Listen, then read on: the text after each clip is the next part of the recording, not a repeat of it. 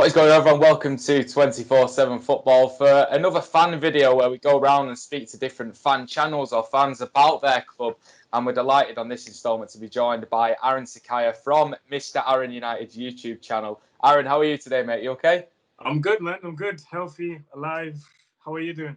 I'm all right, mate. I'm pretty much the same, just bored out of my mind at the moment, but looks like we could be getting towards the end of it. So today we're going to be talking through Manchester United's season with Aaron, obviously, because I can't really say anything about United being a City fan, so we'll leave it to the expert. So talk through the season, where United hope to be in the future, and we'll also talk about football returning as well. So Aaron, like I say in a lot of these videos, I know it's a long time ago now, but go back to the beginning of the season, end of last season. Solskjaer's been appointed as Manchester United manager. At the time, were you happy with that, or did you think United probably maybe could have gone for a more high caliber manager? At the time, it was because we were such fans of Solskjaer in the past because he was a player and he played for us for over 10 years, I think 11 years. It was hard not to take off that those glasses of he's not had as much experience as anyone else. So I think a lot of people did say that it was a mistake to give him the full-time job because a lot of people did want those high caliber managers that were available at the time.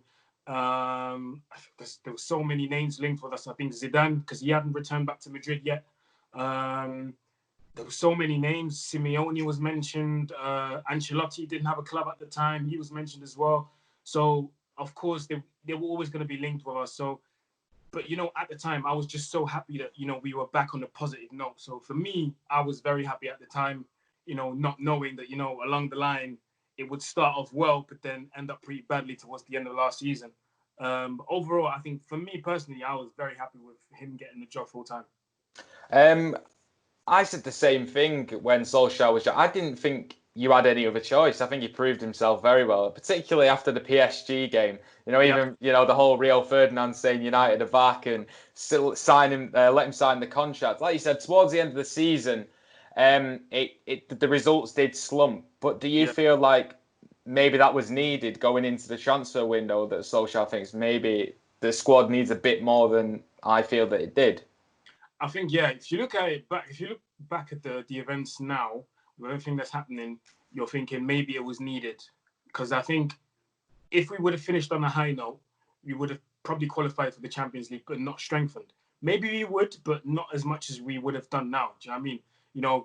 Obviously the domino effect of things. Maybe we could have qualified for the Champions League, and we could have thought, okay, maybe we don't need a Bruno Fernandes. Do you know what I mean? So I think looking at it back now, you think maybe it was needed because we definitely have strengthened in some areas now, but I think we can strengthen in even more areas.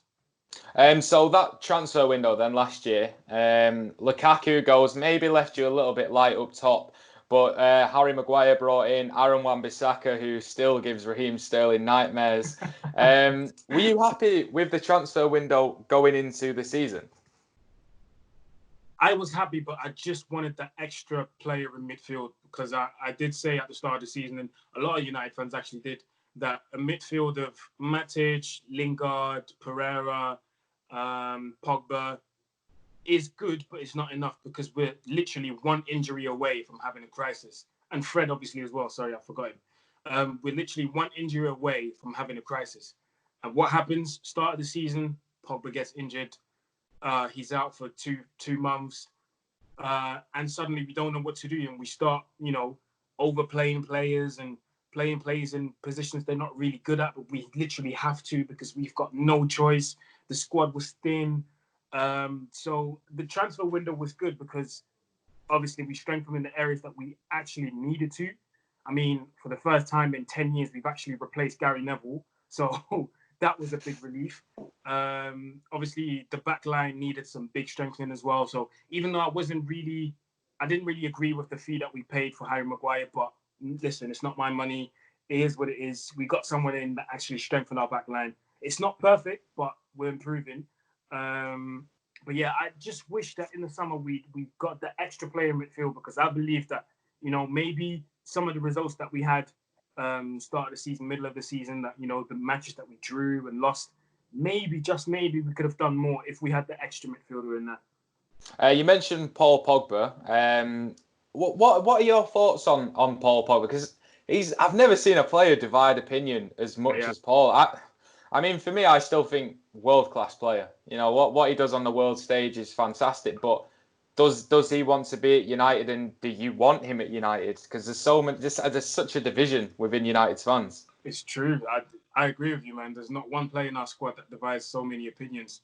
But I'll tell you what, I think it would be best for him and for the club that they both part ways, because there's too much hassle going on. There's too much, rumors, and this guy said this, and this guy said that, and he doesn't want to be here. He does want to be here. Like, it's just best for both parties that, they split.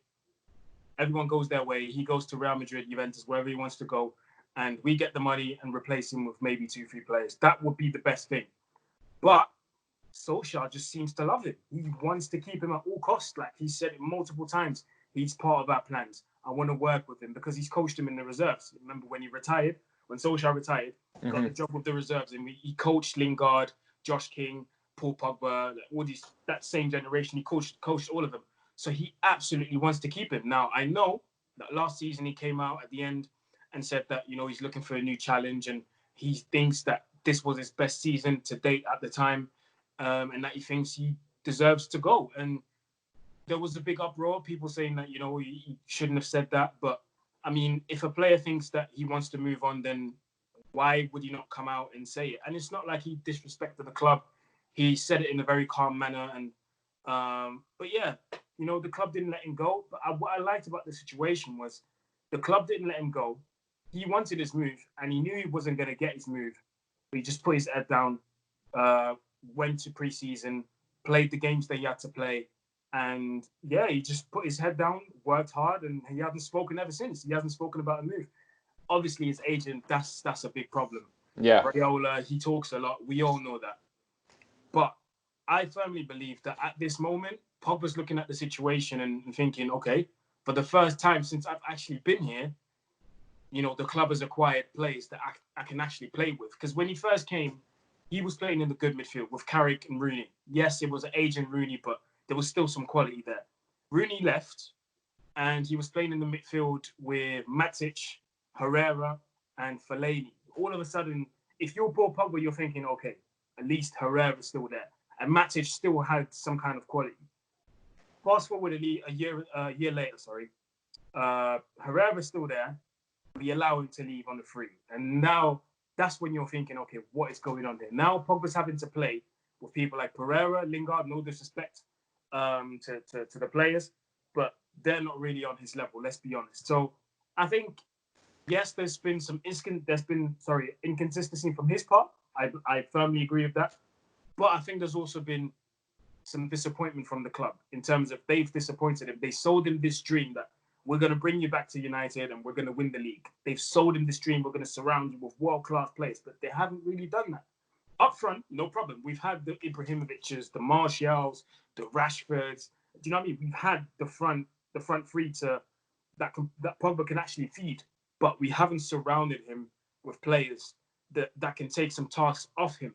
Because right now he's doing too much when really and truly he should be focusing on one thing, which is creating. So I think there's a bit of fault on both parts, Pogba and the club. So are you excited if he does stay and you see maybe a midfield three of Fred, Bruno, and Pogba like that? That's going back to the way he said Herrera, Fellaini, and now he's got Bruno and Fred and Matic as well, maybe playing in that holding midfield area. So does that excite you, and do you think that'll excite Pogba as well? That will definitely excite Pogba. I think just us getting Bruno Fernandes has excited him, and I think he can't wait to be on the pitch with Bruno. I think Bruno is a player that is on his wavelength, who understands him, and just like I said before, it's going to take one task off Pogba, so he's going to have to do one thing less, and he's going to be able to create. He's going to be able to focus on what he does best. That midfield, man, it's mouth-watering. I can't wait for the Premier League to come back so that we can actually see that.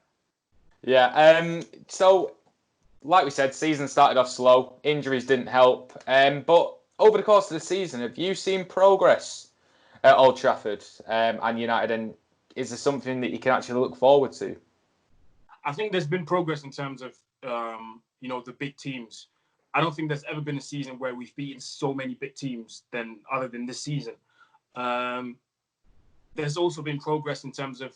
I mean, I'm not the biggest Solskjaer fan at this moment. I'm going to be honest, but I can see that there's a unit there. There's a team. Like the team understand each other. Like they work together as a team. Because at some point I felt like there was too many individuals in the club. Like it felt like everyone was just playing for himself. Do you know what I mean? Yeah. Especially under Mourinho, it just felt like we had 11 individuals on the pitch, and each one of them had a task to fill. And once you've completed your task, that's done. Like you don't even have to worry about the team anymore. I think now Solskjaer's brought that culture back of being together, and do you know what I mean? Like that's one thing I can honestly say he's brought back to the club, and actually keeping players here that want to play for the club and that are not just here for a payday. That's why you've seen the likes of Sanchez leave, even if it's on a loan. You've seen the likes of Fellaini go. You've seen the likes of Lukaku go. People don't realize it, but he was a big troublemaker as well. Like just before he left, I don't know if you remember it. He was leaking like the training stats. Yeah. With stuff. Baiting out Luke Shaw. Yeah, I'd never seen that before. So Solskjaer has made sure that these type of players are not around the club anymore. So those are the positives that I've seen this season, definitely. So football's coming back. It's probably a double question. Are you happy that football is coming back, given the current situation, in its current form as well? And what is the perfect end of the season for United? Because you still got trophies to play for. Yeah, definitely. I think I'm happy that football's coming back, but I also understand the other part of the people that are against it. Obviously, players came out and expressed their feelings about this. The Agueros, the Troy Deeney's, Danny Rose, Kante as well. So you do understand that side of the story. However, when you look at it from the people that do agree with it, you think professional football is probably going to be the safest environment in terms of the coronavirus and how people are tested, how many times you're tested in a week. I think it's probably the most safe environment because you do get tested regularly, and if you do turn out to have a positive test, you're sent home straight away. So I do think that it is the safest environment, and because of that, I mean they're looked after so well, man. I don't think the clubs will be slacking in areas in terms of the hygiene and the disinfecting of the pitches and the changing rooms. Like I don't think the clubs will be taking this lightly. So I do think that it is the safest environment to be in as a professional footballer. But I do understand people that say it's not safe and people are still dying and the death toll is still high in the UK. I do understand that. But me personally, I mean, I'm a football fan, so I can't hide my emotions when I say that I'm buzzing for football to be back. To answer your second question, the thing to play for this season for us is definitely top four. Obviously, the league's pretty much done. The Champions League places are pretty much sealed as well. So what we need to try and do is get into that top four and just try and win every game until the end of the season. Obviously, we're still in the FA Cup as well. I think we're playing Norwich. We're still in the Europa League. We're through to the next round. So, yeah, we definitely have trophies to play for. And if, let's say, we don't make it in the league, we could put everything in the Europa League and try and win that to use that as a method to go back to the Champions League. So I'm excited, very excited. A bit further up at the club now, which seems to be, well, we talk about division within United fans. I think most United fans are together in the fact that they don't like the hierarchy up at the club, the Glazers and Ed Woodward. What sense do you get coming out of the fan base in your own personal opinion as to how the Glazers are running the club and the job that Ed Woodward has done at United since he's taken on the role? I think I speak for all United fans when I say that the Glazers have absolutely destroyed the club. I'm not talking about in terms of spending money, because when it comes to spending money, we do spend it. I don't think there's a problem with that, but we've been spending it the wrong way, especially since Ed Woodward has been here. We spent money on the wrong players, whether it's a permanent deal or loan deals. You think of players like Falcao, who I think we didn't really need at the time. Ibrahimovic, even though he brought us some goals, it was an aging Ibrahimovic, and He only came because Mourinho was there. So yeah, and it's just that, the fact that we focus on the wrong things. We focus so much on the commercial side of the club rather than the actual sporting side of the club. I think we're the only quote unquote big club in Europe that doesn't have a sporting director. How is that possible in 2020? I do not know. And I'm not going to lie to you, as United fans within ourselves, we do compare us to the likes of Man City and the likes of Liverpool, who do have sporting directors, and you can clearly see when you have a sporting director, it takes one task off you as a CEO. Like, you don't have to worry about that side. If we would have had a sporting director, Ed Woodward would only have to worry about the commercial side of the club because that's what he's good at. He's an ex-banker, so he can do that. If we had a sporting director in place, the recruitment would have been better as well. So I think in terms of that, they've really sucked the life out of the club. And I think managers have been backed. Every manager that's come here, he has been backed.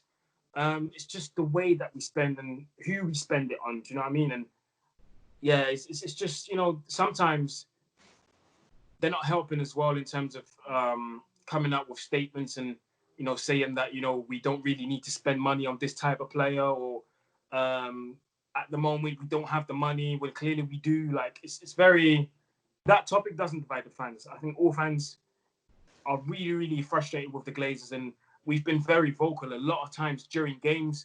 At times, certain chants were not really that nice, if I'm honest. Going to his house as well. Crazy times. Yeah.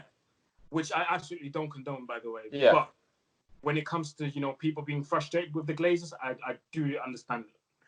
Does it frustrate you as a fan base as well? You spoke about Liverpool and Man City. With City being in United's shadow to now setting an example maybe in the way that they run their football club in terms of the academy, how they buy their players, their due diligence and stuff like that. And to see a club that was in the third division, third tier of English football 20 years ago, now United are looking at that and thinking we can take an example from that. Does that frustrate you as a fan base as well to see United maybe getting left behind a little bit?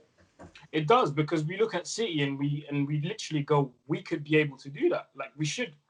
City, I always say City is probably one of the best examples in the league, because prior to Pep coming to you guys, you could pretty much say that this team was a Pep team, minus the back line maybe, because he came in and he completely got rid of it. So you could pretty much say that the players that were there, they would literally buy for Pep in the future. Like, it makes me think like you guys knew that, well, the board knew that Pep was coming 2 years prior, like literally. Yeah. So it makes me think like, why can't we do the same thing? Because you can clearly see that that system works. That hierarchy in the club, it works. Like, there's no failure, and we can see the fruits of what you guys have been doing. You've won the league, in the Champions League. You're competing as well. You're beating the likes of Real Madrid away. Like, nobody's done that before. Well, people have, but not in that manner. And you look at that, and you really think we could be doing that as well. So it is really frustrating to see that, because we can do it. Why are we not doing it? I don't know. Where do you look to for the future then? How do United progress and get back to, where you were? Because let's be honest, you're still probably the biggest club in the world, and in terms of Premier League trophies, absolutely lapping them up before 2013. So how do Manchester United get back to their pedestal? Oh, mate, that's gonna be a long-term plan. I'm talking about 5+ years to get back to the top, because the structure of the club is it's a mess. A lot of people are not taking responsibility for their negative actions. A lot of people are not owning up to their mistakes. So that already is a problem. When nobody wants to come out and admit that we've been recruiting the wrong way, the problems start there already. So in terms of how we can get back, like I said, a sporting director is a must, especially in this era of football. 2020, you need a sporting director, because even the clubs abroad, the smallest clubs are doing it. Clubs like Monaco, and we've seen at one point they were, tearing people apart. They came to your stadium and tore you apart. And that just, it's a testament of having a sporting director and really, bringing up the right people from the youth and buying the right people from outside. So it's a mix of both. And I think Ed Woodward needs to be relieved of some of his tasks, because he's doing too much. He's doing everything, really. He's doing everything. He's got to say in the transfers. He's got to say in the commercial side of the club. He's got to say in everything. The youth. Like the only person, ex-player that's actually working at the club in some sort of position is Nicky Butt, who's in charge of the youth system. Do you know what I mean? Not in charge, but like he's one of the heads. That's it. And I'm not saying every ex-player has to come back, but if you're gonna bring an ex-player back, at least try and I don't know, educate the ex-player first, familiarize the player with the role, and then bring him back. I think the perfect example is Bayern Munich. You look at Bayern Munich's board; it's literally all ex-players. Everyone. Yeah, it's littered with them, isn't it? It's literally all ex-players, but they've all had some sort of shadowing where they've had to learn, look at how things are done. And then once they're ready, okay, here you go. That's your new position. So I think that's what we need to do. But like I said, it's a long-term plan, 5+ years. Just going back to what you just said then, in terms of a former player, there's one club that really sets the precedent for Europe in terms of bringing up youth players and how to run a club, and that's Ajax. And obviously, yep. Edwin van der Sar is at Ajax. Is that someone who you really want to see come into the fold at United? Because he's done an outstanding job at Ajax, and obviously he knows the role well. And maybe it could be his time to come to United. Definitely. I definitely agree with that. Edwin van der Sar would be a perfect fit for United because, like you just mentioned, he knows Ajax, but he also knows Manchester United. He knows the club inside out. He's played with Solskjaer. So I believe he's the right fit. He is the right fit. He would come in with a lot of experience because he's obviously doing the job at Ajax and is successful. We can see it. He knows the right people. So let's say he comes in and we want to bring in some players. Excuse me. He would know who to call. So he'd be a perfect fit, man. But again, it's a question of Edward would want to, lose one task and not be in control of everything because that's what he likes. So just in terms of you now, Aaron, how have the past few years been for you? Because obviously you started just doing a few bits online, and now you've built your channel up to like 4,000 subscribers. How much are you enjoying just doing the fan channel side of YouTube for United? It's amazing. I'd never thought 2 years ago that I'd be able to do so many things and meet so many great people. And recently I've done, Instagram lives with, ex-American internationals and ex-Congolese internationals. So it's really taken me on an amazing journey. I've met some amazing people. I've been part of amazing groups like United Stand, and it's really been a fantastic journey. And obviously, when you start, you don't actually realize how much work goes into it.